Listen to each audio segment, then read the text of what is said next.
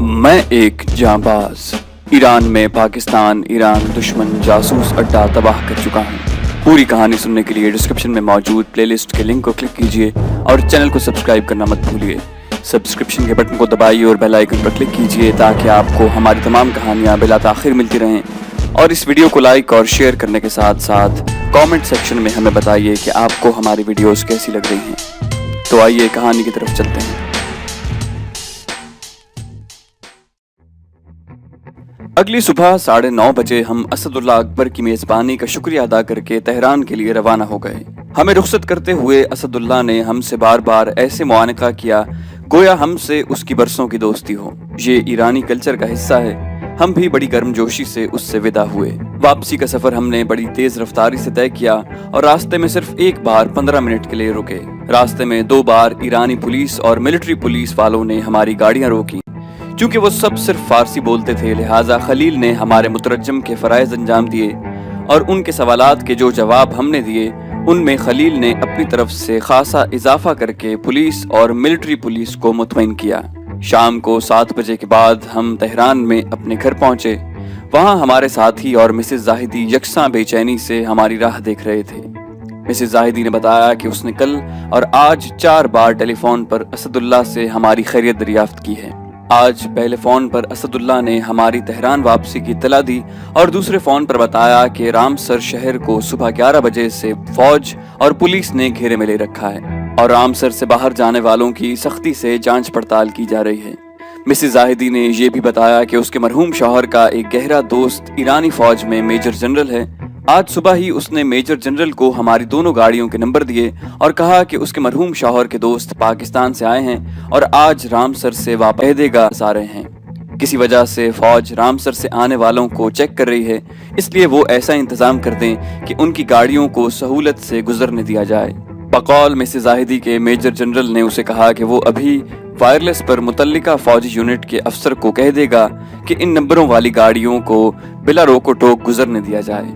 Mrs जाहिदी ने यह भी कहा कि वो जनरल आज रात का खाना हमारे साथ खाएगा क्योंकि वो आप लोगों से मिलना चाहता है। उसने फोन पर सिर्फ इतना कहा था कि तुम्हारे मेहमान हमारे मुल्क के मेहमान हैं और मुझे उनकी पाकिस्तान से आमद के दूसरे रोज ही ब्रीफ किया गया था। मिसेस जाहिदी ने मेजर जनरल वाली बात खोल कर नहीं बताई। मुल्क के मेहमान और आमद के दूसरे रोज ब्रीफ किए जाने के 2 मतलब निकलते थे। एक ये कि हमारी सऊदी अरब में सरगर्मियों की इत्तला उन्हें मिल चुकी थी और वो हमें ईरान में मुल्क के मेहमान यानी सरकारी मेहमान बनाना चाहते थे। और दूसरा मतलब ये भी हो सकता था कि शहनशाहियत के खिलाफ अवाम में जुनून हुई है और जो लोग इस हुकूमत के खिलाफ थे उनमें ये जनरल भी शामिल था। दूसरा मतलब ज्यादा करीब क़यास था क्योंकि अगर ये जनरल हमारे खिलाफ होता तो हमें पकड़ने और अमरीकी अड्डे को तबाह करने का इल्जाम आयद करने का सुनहरी मौका हमें रामसर से तेहरान के सफर के दौरान गिरफ्तार करने का था। बहरहाल गुमगू की कैफियत में ही हमने ये थोड़ा सा वक्त नहा धोकर ताज़दम होने में गुजारा। हम सब तैयार होकर मिसेस जाहिदी के ड्राइंग रूम में बैठ गए। थोड़ी देर बाद ही जनरल वर्दी पहने और तमगे लगाए आ गया। मिसेस जाहिदी ने हमारा तारुफ करवाया। वो हमें बड़े तपाक से मिला और वर्दी में होने के बावजूद हम सब मर्दों से गर्मजोशी से मुआनका किया। मिसेस जाहिदी ने खुसूसी तौर पर उसके लिए ईरानी खाने पकवाए थे। खाना खाने के बाद हम ड्राइंग रूम में बैठे और कहवे के दौर शुरू हुए। जनरल काउसी बड़े सोफे पर मेरे साथ बैठा। उसने धीरे से मेरे कान में कहा कि रामसर में इतने बड़े मिशन को कामयाबी से पूरा करने पर मेरी तरफ से दिली मुबारकबाद कबूल हो। मैंने उसका शुक्रिया अदा करते हुए जवाब दिया कि ये महज अल्लाह पाक का काम है कि हमें कामयाबी हुई, वरना हम तो बगैर तैयारी के गए थे। खासी देर तक हम दोनों रामसर में किए गए मिशन के मुताल्लिक गुफ्तगू करते रहे, लेकिन ना तो जनरल काउसी ने खुले अल्फाज में अड्डे का जिक्र किया और ना ही मैंने उसकी तबाही का।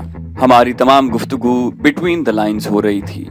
मेरे साथी भी इस पुरस्रार खामोशी और हमारी किसी तीसरे को सुनाई न देने वाली गुफ्तगू से बोर हो रहे थे। मैंने बिलाखिर उकता कर जनरल काउसी को कहा कि हमारे माशरे में किसी महफिल में सिर्फ 2 अफराद का धीमे लहजे में गुफ्तगू करना और बाकी शुरकाए महफिल का खामोशी से बैठे रहना मायूब समझा जाता है। जनरल काउसी ने फौरन ही कहा कि मुझे बहुत अफसोस है, मैं शर्मिंदा हूँ। ये कहते ही पूरी आवाज में बातें करना शुरू कर दी। उसने कहा कि मैं आप सबका ईरान में खैर मकदम करता हूँ। आपकी टीम वर्क और कामयाबियों की इत्तला मुझे आपके ईरान आमद के दूसरे रोज ही मिल गई थी। کل آپ نے ہمیں ایک بہت بڑی سردردی سے نجات دلائی ہے، جس کے لیے میں آپ سب کا بہت مشکور ہوں۔ سب اس کی گفتگو کے اس انداز سے چڑھتے ہوئے صرف زیر لب مسکرا رہے تھے۔ ویسے بھی اصولاً گروپ لیڈر کی موجودگی میں ٹیم کے کسی ممبر کا گفتگو میں ڈائریکٹ حصہ لینا مناسب نہیں تھا۔ اب میں نے جنرل سے سوال کرنے شروع کیے۔ میں نے پوچھا کہ جنرل کاؤسی، رامسر میں کل کے حادثے کو حکومت اور فوج نے کس حد تک اہمیت دی ہے؟ آپ کے خیال میں کیا اس واقعے کو ایک عام حادثہ سمجھ کر دبا دیا جائے گا، یا امریکی حکومت اسے تخریب کاری سمجھتے ہوئے سرکاری طور پر اس کی تحقیقات کروانے پر زور دے گی؟ اب جنرل کاؤسی کو بولنا ہی پڑا۔ اس نے کہا کہ ابھی تو مقامی پولیس ہی حادثے کی تحقیقات کر رہی ہے۔ حادثے کے وقت جو امریکن اڈے سے باہر گئے ہوئے تھے، آج ان کے بیانات لیے گئے ہیں۔ امریکی سفیر کے احتجاج اور مشورے پر ہم نے رامسر کو سیل کر دیا ہے۔ میری اطلاع کے مطابق ترکی سے ایک امریکی ٹیم بھی حادثے کی تحقیقات کے لیے پہنچنے والی ہے۔ اس کے جانے کے بعد ہی اس بارے میں کوئی فیصلہ کیا جائے گا۔ کاؤسی نے پھر اپنا منہ میرے کان کے قریب کرتے ہوئے کہا کہ اڈے کے اندر موجود سب لوگوں کی لاشیں جل کر ناقابل شناخت ہو چکی ہیں۔ گارڈ روم کے اندر ایک گارڈ کی لاش ملی ہے اور ایک امریکن کی لاش پارکنگ کے قریب اس کی گاڑی سے ٹکڑوں کی صورت میں دستیاب ہوئی ہے، اور ایک ایرانی کی لاش اسی سڑک پر اڈے کے نزدیک ہی ملی ہے۔ ان تینوں کو پستول سے گولیاں مار کر ہلاک کیا گیا ہے۔ میں جنرل کے اس انداز گفتگو سے یہ حقیقتاً تنگ آ چکا تھا۔ میں نے اس سے پیچھے چھڑوانے کے لیے آخری سوال کیا کہ جنرل، کیا ہمیں اس حادثے میں ملوث سمجھا جا رہا ہے؟ کیونکہ اس رات ہم بھی تو رامسر میں تھے۔ اس نے کہا کہ ہرگز نہیں، ہم نے اس واقعے کو ایک دوسرا رنگ دیا ہے۔ نوری کا اڈے پر رہنے والوں سے کوئی جھگڑا ہوا تھا۔ اس کو چونکہ اڈے کے اندر جانے کی اجازت تھی، اس لیے اس نے اندر جا کر ہاتھا پائی کی اور اڈے والوں نے اسے گولیاں مار کر ہلاک کر دیا۔ اس کی ہلاکت کے بعد اڈے میں رہنے والے امریکیوں کی دو پارٹیاں بن گئیں جو آپس میں لڑ پڑیں۔ نتیجتاً کچھ لوگ تو آپس میں گولیوں کے تبادلے میں مارے گئے، جو باقی بچے انہوں نے اپنی جان بچانے کے لیے گارڈ اور باہر سے آنے والے امریکن کو بھی گولیاں مار کر ہلاک کر دیا، کیونکہ اس طرح معاملہ رفع دفع نہیں ہو سکتا تھا۔ اس لیے اتنی ہلاکتوں کو چھپانے کے لیے زندہ رہ جانے والوں نے خود ہی اپنے اسلحے خانے سے دستی بم نکال کر پیٹرول کے ذخیرے اور اسلحہ خانے کو آگ لگا دی، اور خود اپنی گاڑیوں میں شہر جا کر کافی دیر کے بعد واپس آئے۔ کہیے کیسی ہے کہانی؟ جنرل کاؤسی نے داد طلب نگاہوں سے مجھے دیکھا۔ میں نے کہا کہ بالکل ناقص اور فوری ہی رد کر دینے والی گھڑی ہوئی کہانی معلوم ہوتی ہے۔ اس وقت تو میں اور میرے ساتھی تھکے ہوئے ہیں۔ اگر آپ مناسب سمجھیں تو کل شام تک آپ کو ایک فول پروف واقعہ دے سکوں گا۔ جنرل نے یہ کہانی وہیں بیٹھے بیٹھے گھڑی تھی۔ کہنے لگا کہ میں کل شام بےتابی سے آپ کا انتظار کروں گا اور شام 6 بجے آپ سے ملوں گا۔ یہ کہہ کر جنرل ہم سے رخصت ہوا اور ہم اپنے کمروں میں چلے گئے۔ میں سوچ رہا تھا کہ جس فوج کے جنرل دن رات شاہ کی خوشنودی حاصل کرنے میں مصروف ہوں، ان کے ہی دماغ اس قسم کی واہیات اور بچگانہ کہانیاں سوچ سکتے ہیں۔ اگلی صبح میں پاکستانی سفارت خانے میں سیکنڈ ملٹری اٹیچی میجر ظفر سے ملنے گیا۔ میں نے اسے رامسر میں پیش آئے واقعات تفصیل سے بتائے۔ میجر ظفر نے خاموشی سے میری ساری باتیں سنی۔ ان کے چہرے سے معلوم ہوتا تھا کہ وہ رامسر میں اتنی ہلاکتوں، اور وہ بھی امریکیوں کی جو ایران میں بے حد اثر و رسوخ رکھتے تھے، ان کا سن کر کچھ گھبرا گیا۔ اس کا خوف بھی بیجا نہیں تھا۔ پاکستانی سفارت خانہ پاکستان ایران تعلقات کو استوار کرنے میں مصروف تھا۔ شہنشاہ ایران نے مغربی طاقتوں کے دباؤ اور اپنے دوست ذوالفقار علی بھٹو کی حکومت کے ختم ہونے کے بعد پاکستان کے ساتھ گہرے برادرانہ تعلقات کو اب خاصا رسمی بنا دیا تھا۔ اگر اسے رامسر میں امریکی اڈے کی تباہی میں پاکستان کا ہاتھ ہونے کا علم ہوتا تو وہ امریکن دباؤ کے پیش نظر پاکستان سے مزید دور ہو جاتا۔ میجر ظفر نے کہا کہ وہ سوچ بھی نہیں سکتا تھا کہ رامسر میں ہم اتنا زیادہ خون خرابہ کریں گے۔ وہ کہنے لگا کہ میں سمجھتا ہوں کہ اب مجھے فرسٹ ملٹری اٹیچی اور سفیر کو اعتماد میں لے کر سب کچھ بتا دینا چاہیے۔ میں اکیلا اتنے بڑے واقعے کو سنبھال نہیں سکتا۔ میں نے کہا کہ یہ تمہاری زندگی کی سب سے بڑی غلطی ہوگی۔ اگر فرسٹ ملٹری اٹیچی اور سفیر نے تمہیں ہی مورد الزام ٹھہرا دیا تو پھر کیا ہوگا؟ ہم نے جو کچھ کیا وہ پاکستانی سفارت خانے کی اعانت کے بغیر کیا ہے۔ ہم لوگ نہ تو آپ کے بلاوے پر یہاں آئے ہیں اور نہ ہی آپ لوگوں نے ہمیں کوئی مشن سونپا ہے۔ مملکت پاکستان کے دشمن کون ہیں، انہیں ہر بالغ النظر پاکستانی جانتا ہے۔ یہ سراسر ہمارا ذاتی فیصلہ اور اپنے ملک کے دشمنوں کے خلاف کارروائی تھی۔ تمہارے سینئرز نے اگر تم سے تعاون نہ کیا تو پھر یہ معاملہ دو مملکتوں کے درمیان بیجا اندرونی مداخلت کی صورت اختیار کر جائے گا۔ تمہارے لیے بہتر یہی ہے کہ تم اس معاملے سے خود کو بے تعلق رکھو۔ Keep your eyes and years shut, और इस मामले में अपना जरा सा भी ताल्लुक जाहिर न करो, इसी में तुम्हारी भलाई और बेहतरी है। हम जब से अपने मिशनों पर निकले हैं, हमने कभी भी हुकूमत पाकिस्तान की या अपने सिफारत खानों की मदद हासिल नहीं की। एक बात अच्छी तरह ज़हन नशीन कर लो कि हम पाकिस्तानी हुकूमत के नहीं बल्कि मुमलिकत पाकिस्तान के वफादार हैं। मैंने मेजर जफर से खुली बात की तो उसे एहसास हुआ कि उसकी सोच किस कदर गलत थी, और अगर वो ये हिमाकत कर बैठता तो उसका बड़ा भयानक नतीजा भी निकल सकता था। मेजर जफर से रुखसत होकर मैं घर वापस आया। गैरों के देश में जहां अपने भी सियासी मसलहतों की बिना पर अपने वतन पर जान निसार करने वालों की काविशों पर पानी फेर सकते थे, हमारा अल्लाह और उसके रसूल के अलावा कोई आसरा, सहारा और मददगार न था। शाम को जनरल काउसी ने भी आना था। मुझे उस पर भी पूरा एतमाद न था। शाह की फौज की वर्दी पहनकर वो किसी वक्त भी शाह से अपनी वफादारी निभाने और इनाम व तरक्की के लालच में हमारा राज अफशा कर सकता था। मैंने साथियों को अपने ड्राइंग रूम में जमा करके सारी सूरत हाल बताई और कहा कि हमें ईरान में अगर मजीद कुछ करना है तो अपने रिस्क पर करना होगा। पाकिस्तानी सिफारत खाने या किसी मकामी बाशिंदे से किसी किस्म की इमदाद या खैर खाही की तवक्को रखना अबस होगा। हमने आज तक भारत समेत जिन ममालिक में भी अपने मिशन पूरे किए, महज अल्लाह पाक की मदद और अपने जोरे बाजू से किए।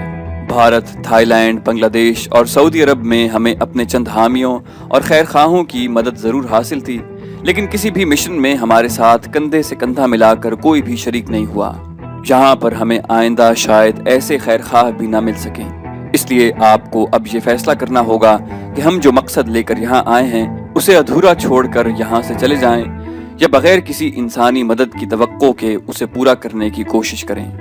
मैं खामोश हुआ तो कैसर, जिसे मैंने अपना नंबर 2 बनाया हुआ था, उसने जवाब दिया कि भाईजान, मेरे ख्याल में आप तमाम साथियों से फर्दन फर्दन उनका फैसला पूछें। मैं अपने और सपना के मुताल्लिक आपको अपना फैसला बताता हूँ कि हम दोनों आखिरी सांस तक आपके साथ मिशनों की तकमील में आपका भरपूर साथ देंगे।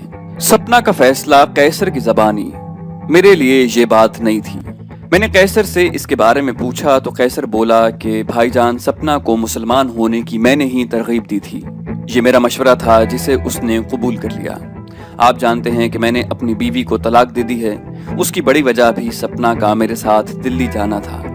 मेरे बच्चे मेरी वालिदा के साथ हैं। सपना के इस्लाम कबूल करने के बाद हमने बाहिमी रजामंदी से ये फैसला किया कि किसी मुनासिब मौके पर हम निकाह कर लेंगे।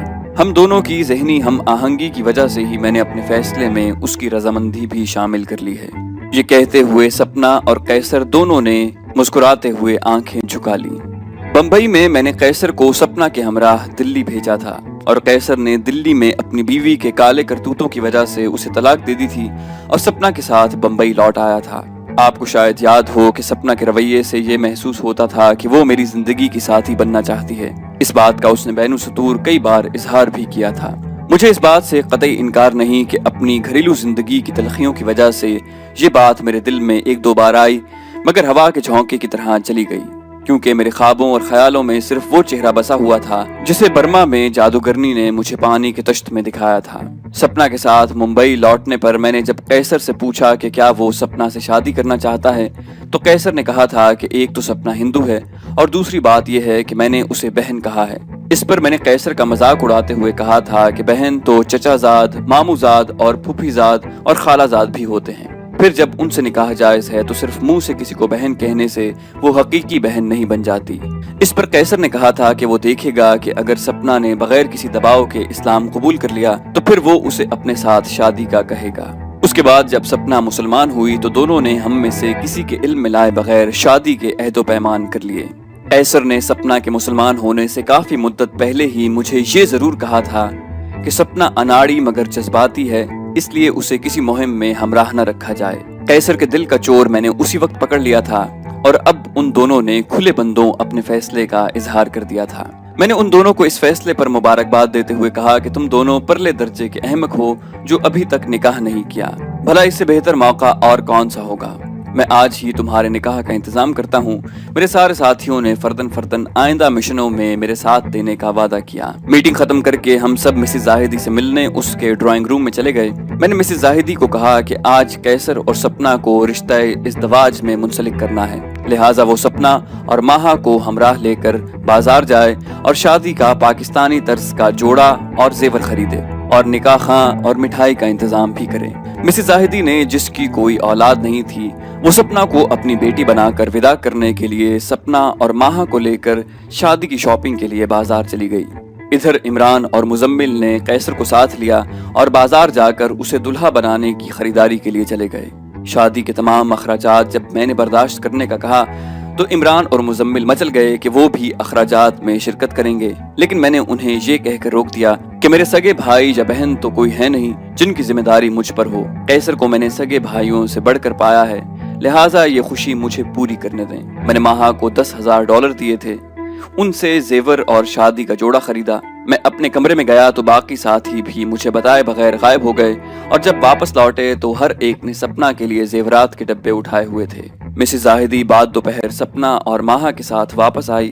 اس نے فوری طور پر سپنا کے لیے شادی کا جوڑا بنوایا تھا اور جوتے اور لیڈیز بیگ کے ساتھ دوسرے لوازمات کے علاوہ دوسرے ڈھیر سارے زیور بھی خریدے تھے۔ آج تو $10,000 کوئی وقت نہیں رکھتے تھے، لیکن اس دور میں سونا $160 تولہ تھا اور ایران میں تو اس سے بھی سستا تھا۔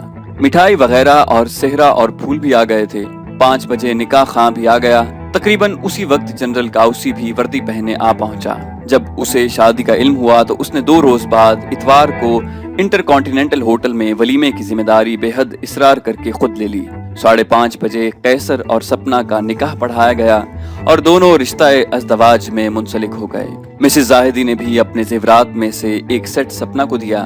غرض یہ کہ پردیس میں ہم نے دل کھول کر بھرپور انداز میں شادی کی رسومات کو نبھایا۔ میری پوری زندگی میں یہ پہلی خوشی تھی جسے میں نے دل کھول کر منایا۔ مسز زاہدی نے اپنے ٹیپ ریکارڈر پر ایرانی گانے لگائے اور ہمسائے سے آئی ہوئی چند خواتین مسز زاہدی اور ماہا نے ان گانوں پر ناچنا شروع کیا۔ ان کے بعد میں نے مزمل اور عمران کے ساتھ لٹھے دی چادر گاتے ہوئے لڈی ڈالی۔ رضی منصف اور دین محمد نے بنگالی گانے گائے۔ جنرل کاؤسی نے بھی لڈی میں ہمارا ساتھ دیا۔ مسز زاہدی نے رات کے لیے انواع و اقسام کے کھانے پکوائے تھے۔ ہماری یہ خوشی کی محفل رات 11 بجے ختم ہوئی۔ ماہا دلہن کو قیصر کے کمرے میں لے گئی۔ کچھ دیر بعد ہم نے دلہا سے 11 بیٹھکیں نکلوا کر اسے جانے کی اجازت دی۔ جنرل کاؤسی نے یہ دیکھ کر کہ محفل ختم ہو گئی ہے مجھے کہا کہ آپ نے کل مجھے رامسر کے واقعے کے متعلق ایک فول پروف کہانی بتانے کا کہا تھا۔ میں نے جنرل کو کہا کہ آج ہی کے موقع پر خون خرابے کی داستان چھیڑنا مناسب نہیں، اگر آپ کل شام تشریف لائیں تو تفصیل سے آپ کو بتا سکوں گا۔ جنرل خود بھی شاید یہی چاہتا تھا۔ اس نے اگلے روز شام 5 بجے آنے کا وعدہ کیا اور رخصت ہو گیا۔ میرے ساتھی بھی اس ہلے گلے سے خاصے تھک چکے تھے۔ وہ بھی رخصت ہوئے تو میں نے مسز زاہدی کا اس کے تعاون اور انتظامات کا شکریہ ادا کیا اور اپنے کمرے میں چلا گیا۔ سپنا کی قیصر سے شادی سے میرے سر سے ایک بوجھ اتر گیا تھا۔ سپنا ہمارے ساتھ ساتھ ہر شہر اور ملک میں جا رہی تھی اور مجھے کچھ سمجھ میں نہیں آتا تھا کہ اس کا کیا کروں۔ ہم سب اپنی جانیں ہتھیلیوں پر رکھے مشن انجام دے رہے تھے۔ جب بھی ہم کسی مشن پر جاتے یہی سمجھ کر جاتے کہ شاید ہم واپس نہ آ سکیں گے۔ اگر خدا نخواستہ ایسی بات ہو جاتی تو سپنا کا کیا ہوتا؟ میں نے یہ فیصلہ کر لیا کہ آئندہ مشنز میں قیصر کو سب سے پیچھے رکھوں گا۔ اب یہ ایک زندگی کا نہیں بلکہ 2 زندگیوں کا سوال تھا، جنہوں نے ایک ہو کر پھر سے زندگی کی رنگینیوں سے لطف اندوز ہونا تھا۔ میرا کیا تھا؟ ایک سوکھے پتے کی طرح ہوا کے دوش پر میں ادھر ادھر بھٹک رہا تھا۔ قیصر اور سپنا کی شادی کا اگلا دن بھی ساتھیوں کے شور شرابے میں گزر گیا۔ میرے اور میرے ساتھیوں کی زندگی میں مسلسل خون خرابے اور مشنوں کی پلاننگ کی وجہ سے جو ٹینشن تھی، پردیس میں اس خوشی کے موقع پر ہم نے اسے جھٹک کر اور اپنے دلوں کے بوجھ کو یکسر ہٹا کر حقیقی خوشی اور کہکہوں میں 2 دن گزارے۔ شام کے 6 بجے جنرل کاؤسی سویلین لباس میں ہمیں ملنے آیا۔ حال شما خوب است کہہ کر اس نے ہم سب کی خیریت دریافت کی۔ دنیا کی ہر زبان میں کسی سے ملنے پر ایک ہی بات پوچھی جاتی ہے، اردو میں آپ کے مزاج کیسے ہیں، انگریزی میں ہاؤ ڈو یو ڈو، عربی میں کیف حالک، پنجابی میں کی حال ہے۔ غرض ہے کہ ہر زبان میں سوالیہ لہجے میں مزاج پوچھے جاتے ہیں۔ صرف فارسی میں سوالیہ لہجے کی بجائے کہا جاتا ہے کہ حال شما خوب است، آپ کی طبیعت مزاج اور حال بہت اچھے ہیں۔ ہم سب مسز زاہدی کے ڈرائنگ روم میں بیٹھے تھے۔ جب کاؤسی آیا فردن فردن سب سے ملتے ہوئے، جب اس نے سہاگ رات کے اگلے دن نئی نویلی دلہن سپنا سے کہا کہ حال شما خوب است، تو ہم سب بے ساختہ ہنس پڑے اور سپنا شرم سے دوہری ہو گئی۔ جب سے ہم ایران آئے تھے فارسی زبان کے عام کلمات ہم سب نے سیکھ لیے تھے۔ सपना ने गर्दन झुकाए हुए बड़ी आहिस्ता आवाज में जवाब दिया, शुक्रिया, मैं बिल्कुल ठीक हूँ। हम सब ने सुन लिया और फिर एक फरमाइशी कहकहे से सारा हॉल गूंजने लगा। सपना के चेहरे पर रात भर जागने और कैसर की खरमस्तियों के वाज़े निशान दिखाई दे रहे थे।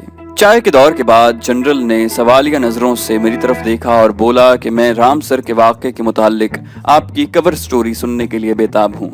सब मेरी तरफ देखने लगे। मैं संभल कर बैठ गया। जनरल काउसी मेरे साथ सोफे पर बैठा था। मैंने जनरल काउसी को कहा कि जनरल काउसी, आप मेरे चंद सवालों के जवाब दें, कवर स्टोरी आपको खुद ब खुद समझ में आ जाएगी। मेरा पहला सवाल ये है कि कैस्पियन सी के ईरान के अलावा किन दूसरे ममालिक में साहिल हैं? काउसी ने मेरे चेहरे पर नजरें जमाते हुए कहा, रशिया यानी यूएसएसआर। मैंने कहा कि किस मुल्क की ख्वाहिश होगी कि ये अड्डा जिसके हालात उसकी हुदूद के बहुत अंदर तक झांक सकते हैं, खत्म कर दिया जाए। काउसी ने जवाब दिया, यूएसएसआर। वो अभी भी पूरी तरह मेरा मकसद नहीं समझा था। मैंने कहा कि जनरल काउसी, एक छोटी सी रूसी आबदोज रात के अंधेरे में अड्डे के करीब पानी से बाहर आई। उसमें से 6 गोताखोर बाहर निकले और खामोशी से अड्डे में दाखिल हुए और बमों और दस्ती असलहे से अड्डे पर मौजूद तमाम अफराद को हलाक कर दिया। जब वो अपनी कार्रवाई में मसरूफ थे तो उनमें एक गोताखोर को, जो पार्किंग एरिया के करीब अड्डे पर आने वालों पर निगाह रखे हुए था, एक गाड़ी अड्डे में दाखिल होते हुए दिखाई दी। उस गोताखोर ने उस गाड़ी को चलाने वाले और एक अमरीकी गार्ड को, जो पहरे पर मौजूद था, हलाक कर दिया।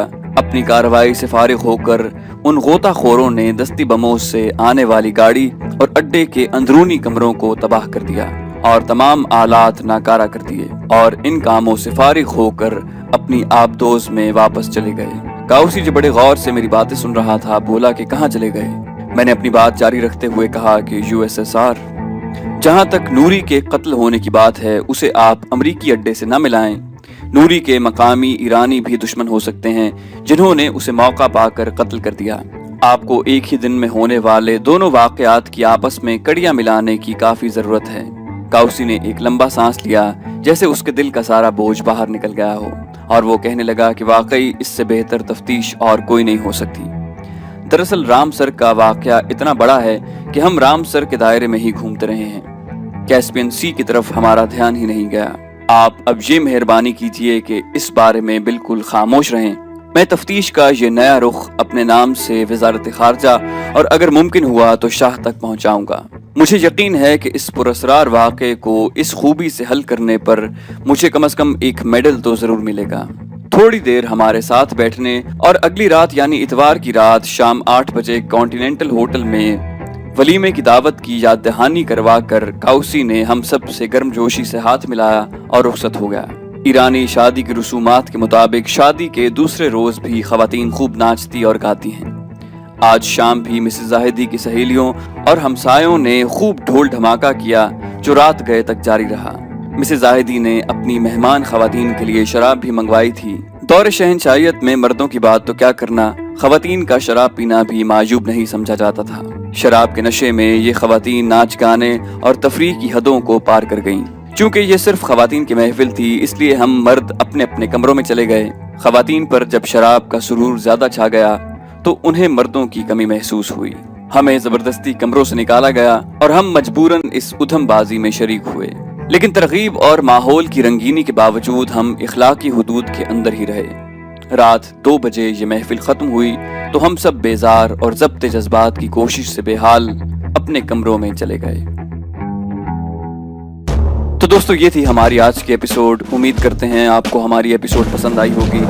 जाने से पहले इस वीडियो को लाइक और शेयर करना मत भूलिए, और अगर अभी तक आपने हमारे चैनल को सब्सक्राइब नहीं किया तो इसे सब्सक्राइब कीजिए और बेल आइकन पर क्लिक कीजिए ताकि आपको हमारी तमाम वीडियोस बिला ताखिर मिलती रहें। और कमेंट करके अपनी राय का इजहार करने के साथ साथ अपने पाक वतन के लिए दुआ कीजिए कि अल्लाह ताला पाकिस्तान को दुश्मनों और गद्दारों के शर से महफूज रखे।